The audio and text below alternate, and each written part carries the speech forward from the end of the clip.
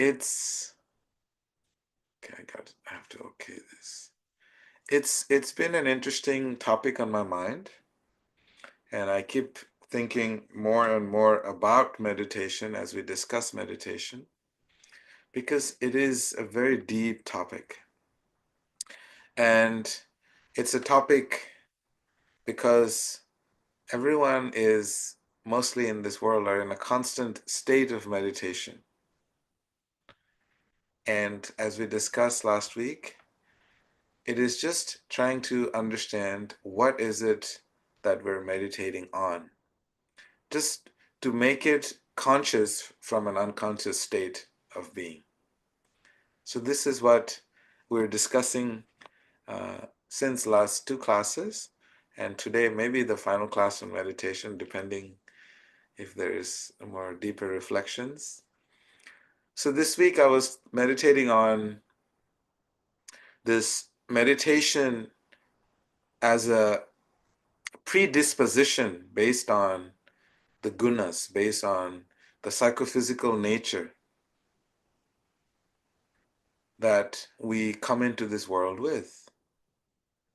And so in the Bhagavad Gita, as we refer to the Gita as a wisdom text that gives us tremendous amount of light, because it is a dialogue between two intimate friends. And there's so much transfer of spiritual knowledge and wisdom that it is considered to be one of the greatest yogic texts. So we're going to refer to the text, and there Krishna is explaining to Arjuna about the three gunas. Guna means a rope or a wire, something that's sturdy, something that's strong, something that is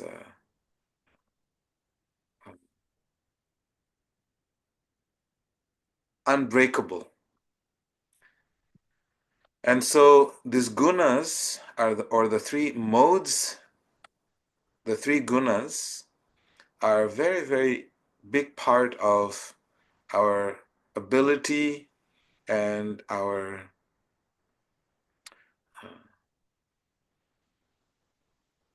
accessibility to understanding and going deep into our meditative states. So the influence of these gunas are a big, big part. It plays a big part in our lives. So the gunas are the sattva guna. Sattva means the mode of goodness. And then there is rajas. Rajas means the mode of passion. And then there is tamas, or the mode of illusion or darkness or ignorance. So depending on our predisposition when we come into this world, the way we are raised, our psychophysical nature, then these gunas, they have a very interesting influence in our overall well-being, and also how we interact with the world and how we receive the world.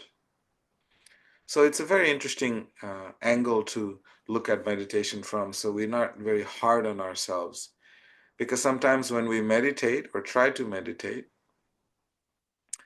then we find that it's difficult. And then you may wonder, why is it so difficult? Then we start to beat ourselves down. Oh, I just can't meditate. I need to do something more physical. But better to get an angle that Bhagavad Gita gives us so that we don't beat ourselves down. So this gunas are very interesting. It is a progressive ladder that we can actually go from one guna, one mode of operation, to another, and we can fluctuate and we can choose and decide where we want to be. That is so cool about this thing. But it helps to give us a very clear understanding of what guna or what mode of operation that we are in.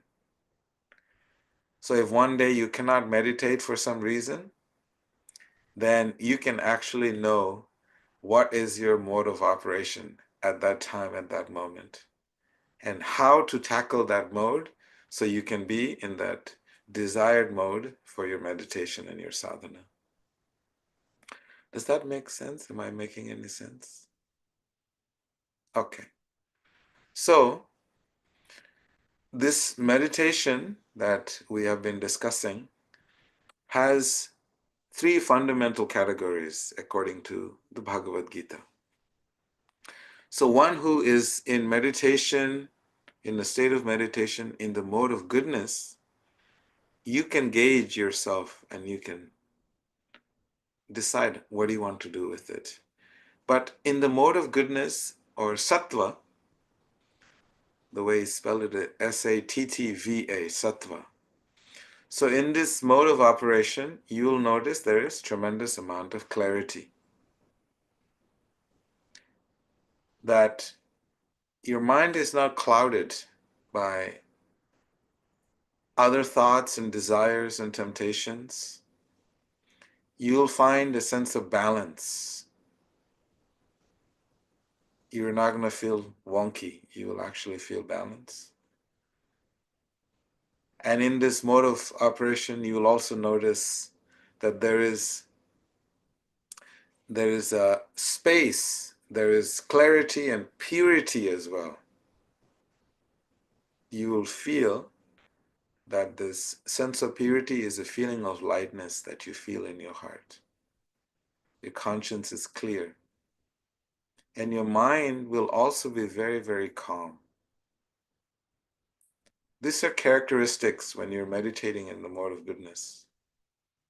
And you'll notice it's not just calm, but it's very easy for you to focus. And through that, you're able to attend to a deep state of concentration within yourself. So these are just some characteristics that enable you to know what state of meditation you're in. These are meditation in the mode of goodness.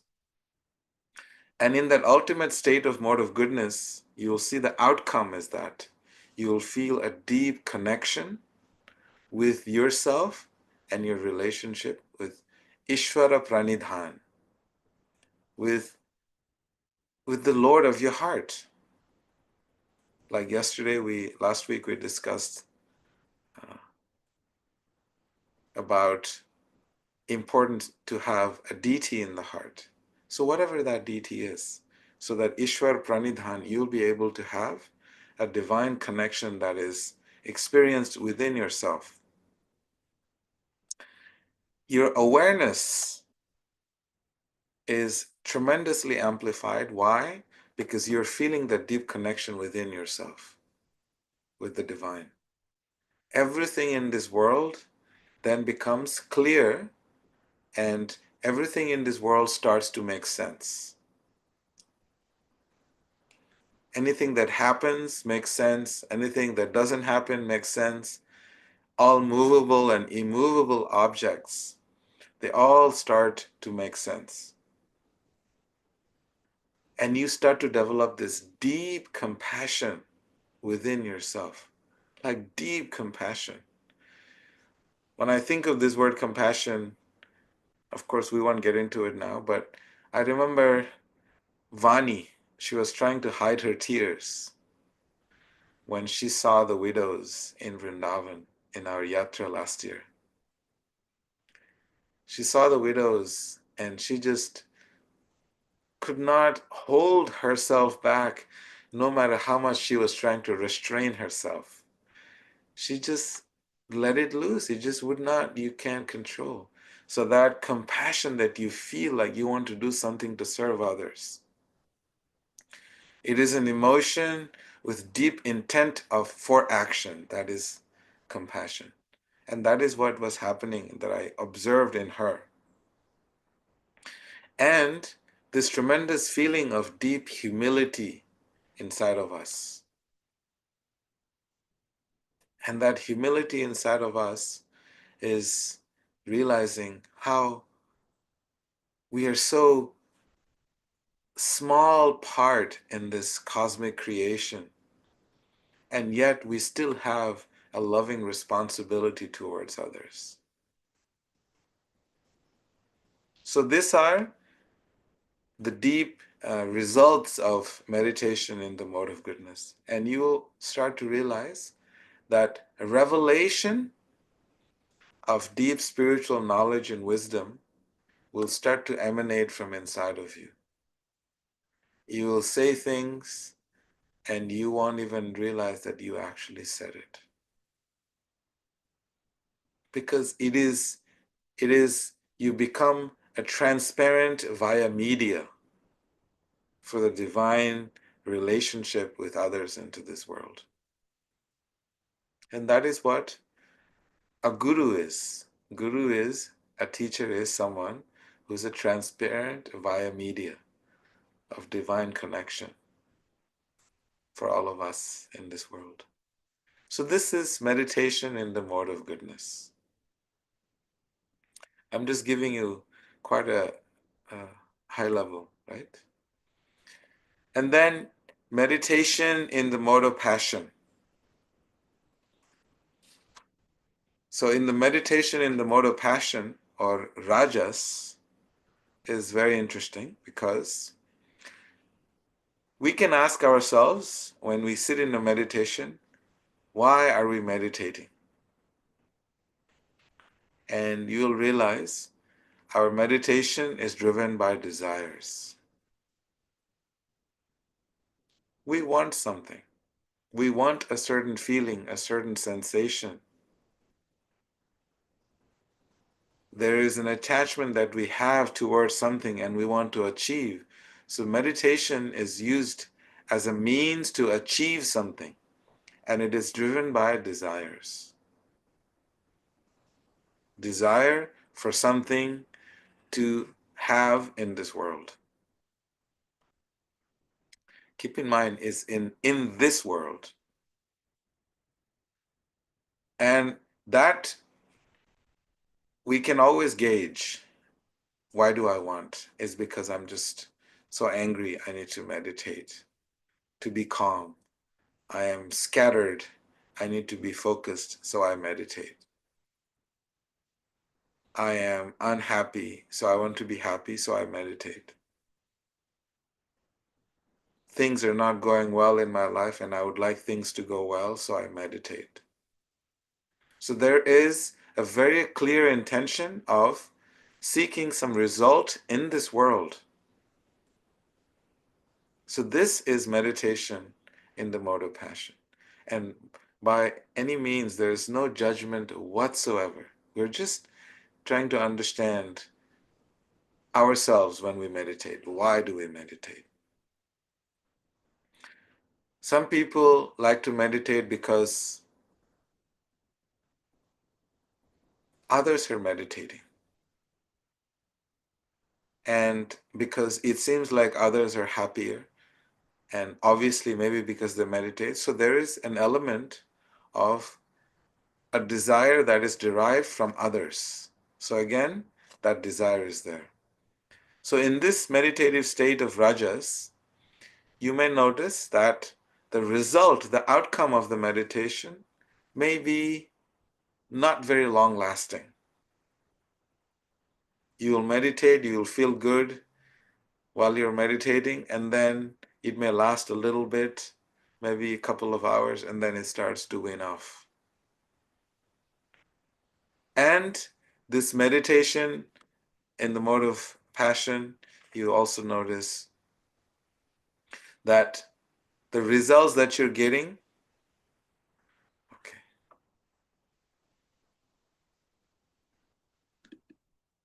There's a pop-up saying I'm speaking in Spanish. I don't know why my screen is saying I'm speaking Spanish. So basically, in the mode of passion, the meditation has uh, has been tainted by some desires. There is a motive behind the meditation, and that motive is to have something within this material world. So in this meditation, it's not an everlasting one, and it can have very interesting results. Like we see in the yoga text, everyone heard of this 10-headed uh, evil person named Ravana, who stole Lord Ram's queen, and he kidnapped her because he wanted to enjoy her. So he kidnapped her and hid her in his garden called the Nandan Kanan. And he worshipped Lord Shiva for this reason, so that he would have so much power so he could enjoy the wife of Lord Ram. But he also knew very well, because he was considered, even though he was an evil ruler, he had mastered the knowledge of all the Vedas. He was considered to be as learned as the great sage Brihaspati, who was the priests, the educated priest of the demigods, the residents of the heavenly regions. So that's how knowledgeable he was. He gained knowledge to make sure that he could enjoy more. So his meditation was all about, how can I enjoy more? I give you another small story, meditation in the mode of passion. There was this great evil person. His name was Bhasmasura. Bhasmasura. He meditated for a long time, and his object of meditation was Lord Shiva. So in his deep meditation, he invoked the presence of Lord Shiva personified in front of him. And when Lord Shiva, pleased by his meditation, said, "My dear Bhasmasura, please tell me, what benediction would you like? What boon would you like?" And this great personality, Lord Shiva, said, "Please, anything you want, you can have it, because you have pleased me. The object of your meditation offers you that benediction." And he said, "Please bless me, that whosoever head I touch, may their body turn into ashes instantly." You know, like they have instant noodles, instant so many things. He wanted that instant reaction, that whosoever head I touch, they must burn to ashes instantly. So Lord Shiva said, "That's it? Sure, no problem." So Lord Shiva gave him the benediction that whosoever head he touches, and instantly burn to ashes. So what did he do? Bhasmasura. He had a very clear intention. Intention was to enjoy the wife of Lord Shiva, Parvati. He meditated to enjoy Lord Shiva's wife, and Lord Shiva gave him the benediction. And then he started to chase Lord Shiva, because he wanted to eliminate Lord Shiva so he could enjoy his wife. Imagine meditation in the mode of passion. Just an example. So he starts chasing Lord Shiva, and Lord Shiva runs. Now this guy has all these powers that I've given him, and now he wants to destroy me. So Lord Shiva is running, running, running, and this demon, this evil demon, starts to chase him. And he ran, ran, and he found a beautiful temple of Vishnu. And he goes, Lord Shiva goes and starts to hide in this temple of Vishnu.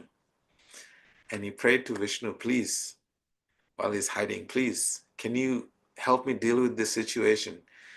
I'm not sure that I did the right thing, But he asked for benediction. You know me, whoever asks me for whatever they ask me, I cannot refuse. My nature is like that. I'm Shiva, and that's what I do. I just fulfill everyone's desires. And so please, I didn't think through well, so please help me out here. So Vishnu in that temple said, okay, okay, don't worry. We'll handle the situation. So Vishnu disguises himself as a brahmana, as a mendicant, wearing simple robes, and very frail, fragile old person. And he comes out of the temple and he sees Bhasmasura profusely huffing and puffing and looking for Lord Shiva. So this mendicant asks Bhasmasura, he says, my dear Bhasmasura, my dear king, warrior, whoever you are, why are you huffing and puffing? What are you looking for? He said, I'm looking for Shiva. The Shiva gave me a benediction that whosoever head I touch, they will turn into ashes. That's what bhasma means. Bhasma means ashes. That's why he's called Bhasmasura. So this Brahmana said, this mendicant said, but Shiva, he just gives everybody whatever they ask for. How do you even know that what he gave you is is the real deal? Like when you buy diamonds, you have to go to the right store. So this mendicant put a little doubt in his mind. How do you know that the benediction is really true? And this Bhasmasura said, yeah, you're right. Maybe it doesn't work. So this mendicant convinced him to try it out. He says, why don't you do this? Sometimes his benedictions may or may not work, so you should try it out. Just put your hand on your head and try it out and see if it works. And this mendicant convinced Bhasmasura to put his hand on his head. And he does it. And he immediately turns into ashes. So, moral of the story. This is from the Puranas. This is interesting because mode of passion is this. Mode of passion is really seeking enjoyment by whatever means. And whatever we do, the ulterior motive behind it is seeking sensory pleasures. So this is meditation in the mode of passion, that we are seeking some pleasure within this material world. Then meditation in the mode of illusion or tamas or darkness. Generally speaking, when there is darkness means there is no clarity, there is no light. And if there is no clarity, there is confusion, there is distraction, there is uncertainty of the results, and this meditation in the mode of ignorance can also be very harmful. Someone asked me, Veda, can you just teach me meditation online? Because I just want to do meditation. Just teach me. I just need it so bad. And he was thinking how, everything is happening nowadays online, so why not? And I explained to him that meditation is taught in person because meditation is a transfer of energy, transfer of love, transfer of realizations, transfer of vibrations. So it should happen in person. He says, no, but just teach me. I can just, do it. Come on, this happens all the time. So what happens in that meditation, there is haste. We just want something that is instant right now. Even if there is so much harm, we don't really care because nothing can harm us. So this disrespect of the process of meditation can be very harmful. And generally, meditation in the mode of ignorance are people who are really, really suffering and they are seeking some relief, which is, you may notice many times, we just want some relief. It's just so painful. We just want some relief. So this is meditation in the mode of ignorance. And in this mode of ignorance, the result of meditation can actually be very, very, very, very harmful. Because in this meditation, we are seeking dark powers. We're seeking to harm others. There are so many tantrics in this world. Tantra has both goodness, passion, and ignorance. And this dark tantra, they get powers through meditation to harm others. How can I make that person sick and miserable? I don't like this person. So the motive is actually not just self-destruction, but also to seek the harm, to seek to harm others. And not a very nice outcome in the long run, because the element of karma is going to follow us if we are seeking this darker powers through meditation to harm others. And you may notice that the reason they get into meditation is because they're forced into meditation in the mode of ignorance. They're forced. Someone has hurt me and I don't want to deal with this pain, so I get into this meditation because I want to harm that person back.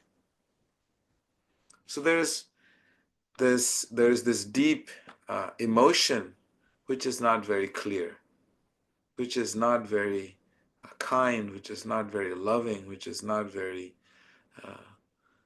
inclusive of others.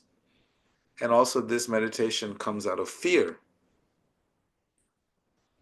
We're just meditating out of fear as the dominant emotion that propels one in this meditative state.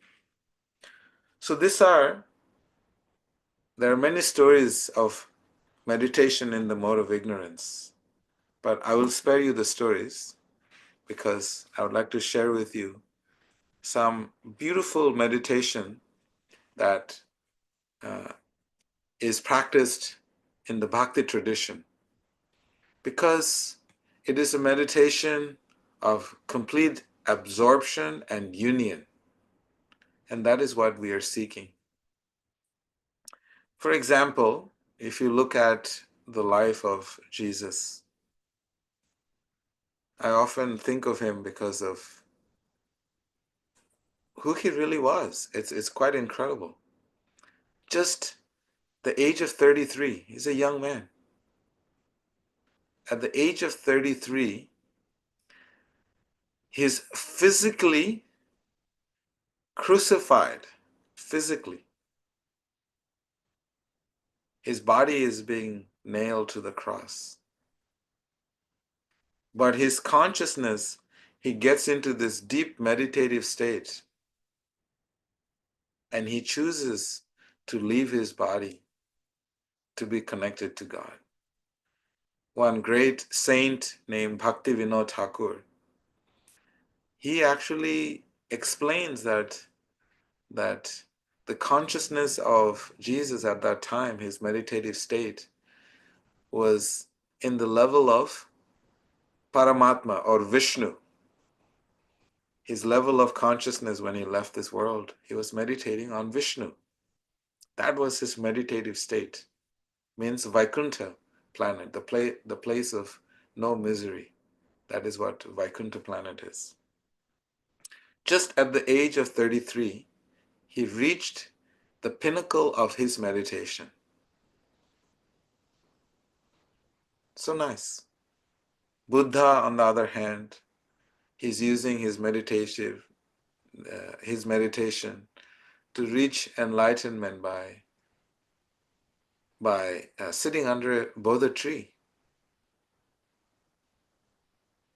So everyone reaches the ultimate goal of their meditation at different ages, physical ages in their life, and different ways and different processes, but to reach the same destination, the destination of this deep connection with the divine. We know that Sri Chaitanya Mahaprabhu, this great saint who came into this world 539 years ago, he was the founder of Kirtan. And what did he do in his meditation? He was dancing in the Kirtan in this deep meditative state of ultimate pure expression of divine love in his heart. He was dancing and he was dancing, and he just merged into the Ishta Devata, Ishvara, the Lord of his heart, who was Lord Jagannath. And that deity, that form, is still visited by millions of people every single year, every single week in Jagannath Puri. And when I went into that temple at 4:30 a.m. in the morning, there is a line of almost 25,000 people. So early in the morning. That's called the Mangal Arati Darshan, the first viewing of their lordships. So this is how Sri Chaitanya Mahaprabhu, someone who is in the mode of goodness or pure goodness called Suddha Sattva, that's how their meditation, they just go in that state. We know this great saint named Janava Devi. She was the Acharya. She was the guru for the whole tradition of Vaishnavism in India. And she is a lady. Some people think gurus can only be the male gender, but no, she was the Acharya. She was the guru for the whole tradition of Gaudiya Vaishnavism. How did she reach her ultimate meditation goal? She was just simply in front of her, the Lord of her heart, Gopinath. And imagine this deity form that she was worshipping in her heart. The deity form literally came out of the deity form and took her into the deity form. It's wild when you think about it. You're so much in love in that meditative state. The deity comes, Gopinath comes and takes her. And then if you look at Sita Devi, she is the consort of Lord Ram. What does she do? She's like, no, my time is up. I'm in this state now. I'm perfect, ready to be with, with my mom. That is my meditation. Mother Earth just parts where she's standing. Mother Heart parts, just opens up a little space and receives her, and she takes her back. These are like some examples of people in the tradition of bhakti and in the tradition of devotion, what is the culmination of their meditation. And if you look at this sage Madhvacharya is one of the acharyas, 4 sampradayas in India, and he was pioneer of one of the sampradayas. And he was an incarnation of Hanuman. And what did he do? When he came into this world, he had a mission, he had a purpose, he had a dharma. And he established his mission, his purpose, and time was up. And what did he do? He called his disciples and he said, I just want to let you know that there comes a meditation, the state of meditation, where you are no longer going to exist on that physical plane. So therefore, I'm going to give you some clues. And he gave a whole bunch of clues And that's how we can study in the Vedas of clues, and we can know when someone is going to uh, enter into that higher dimension of spiritual existence, because there is clues given. He actually wrote down and taught his students the clues that when he's going to go. So in this way, there is so many examples. I want to end with this one example. It's very dear to me. This example of this great saint Haridas Thakur. Haridas Thakur, he's this such a great saint. He lived also 500 plus years ago. Such a great saint that whoever just came close to him, just anywhere close to him, their heart and their whole existence will be so transformed that they will start sobbing with tears of pure ecstatic emotions of transcendental love. Just love, loving tears, just by sitting right next to him. Yesterday I was sharing a story. Yesterday, yeah. It was on I think it was on the French call. This story of Haridas Thakur, this young saint, only 24 years old. And he's being tempted by the most beautiful prostitute of that time, because the king did not like that this young saint was just becoming popular. So he wanted the saint to be distracted. So he finds the most beautiful. It was explained that when she walked, there would not be a single hand that would not turn to look at her physical beauty. So when she approached him, he said, "Yes, no problems. Anything to serve you. But please, may you sit here while I finish my sadhana." So she sat there, and he just simply went into his meditative state. What happened? All the material desires that she had in her heart completely disappeared. And very soon, she started to also express these emotions of transcendental love, of tears rolling down her eyes, feeling this deep love within herself. So when this Haridas Thakur, when he wanted to leave this world, he wanted to say, "Okay, I'm done in this world. My time in this physical body is over." What did he do? He meditated on the object of his love. And the object of his love was this other great saint. And this great saint was Sri Chaitanya Mahaprabhu, who was the walking expression of transcendental love. He would just cry and dance and sing. That is what Chaitanya Mahaprabhu did.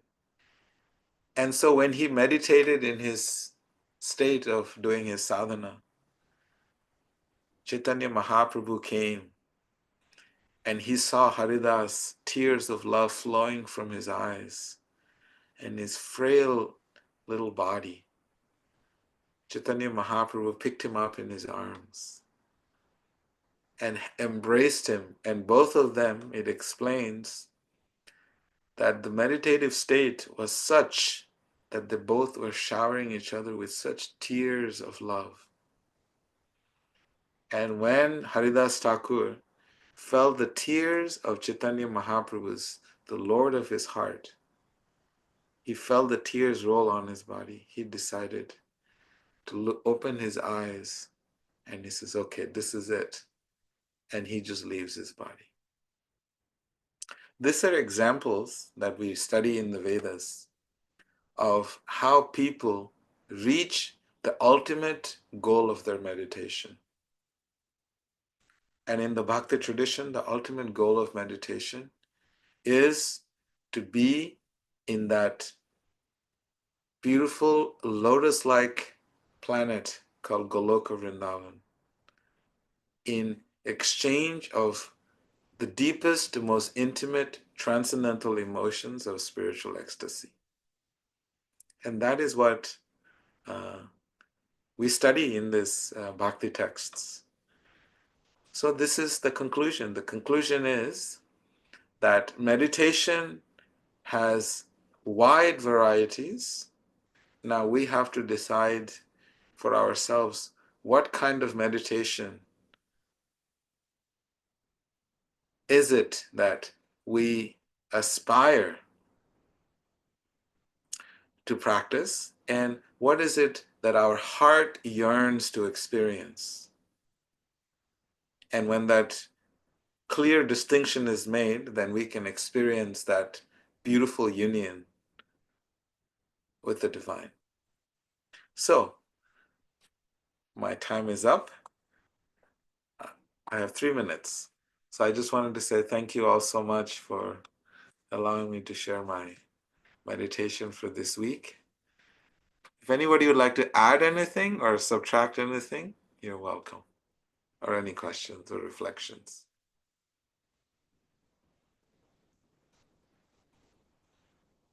Okay, I must have bored you all enough.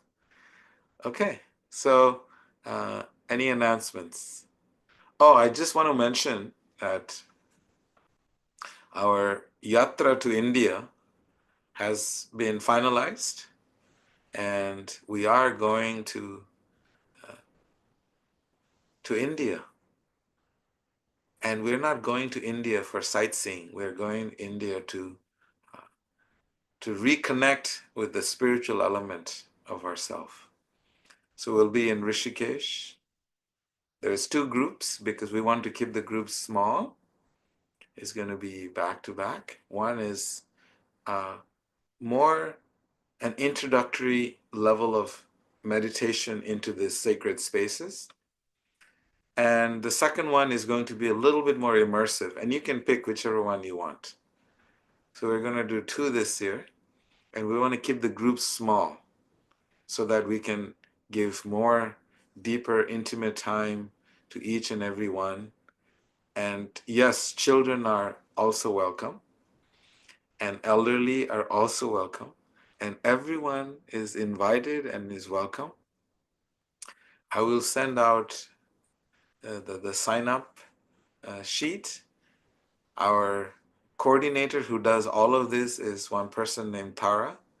Tara is a friend of mine, originally from Laguna Beach, but he organizes these yoga tours to India.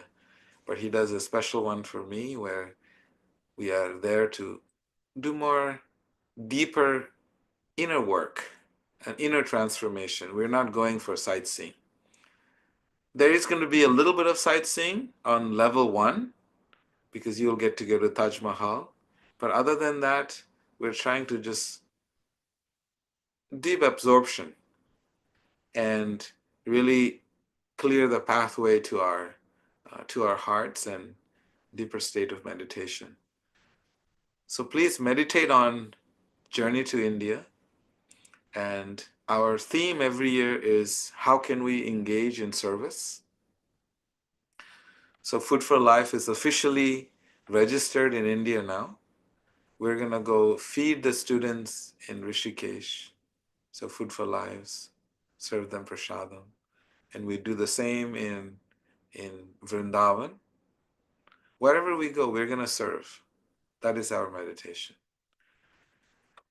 Richard starts on October 21st. We go in this sacred month of Kartik. And those of you who go every year, I request you do not stop. Please take time to spiritually charge your spiritual batteries once a year.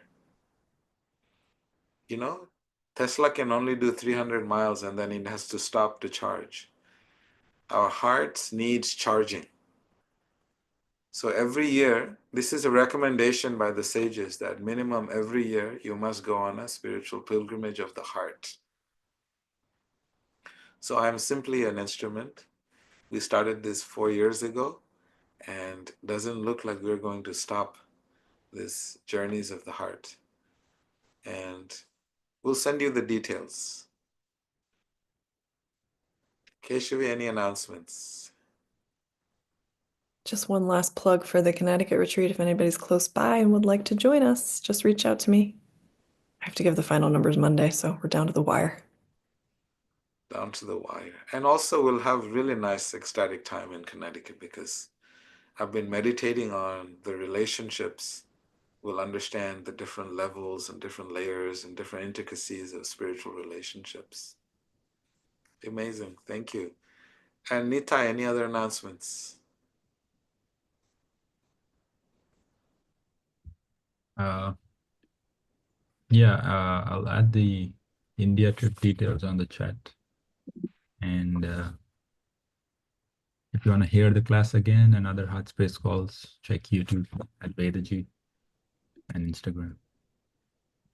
Haribo. Okay. Namaste, beautiful souls. It's so nice to be with all of you. And please continue to meditate through your sadhana and whatever spiritual practices that you're on. Namaste, beautiful souls, and hope you have a wonderful day.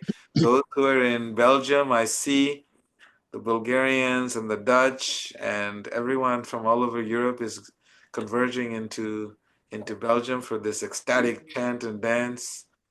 So many of my friends are chanting and dancing there, and it's going to be tremendous amount of fun. Please enjoy more than you can enjoy and fill your heart more than you can and share it with others.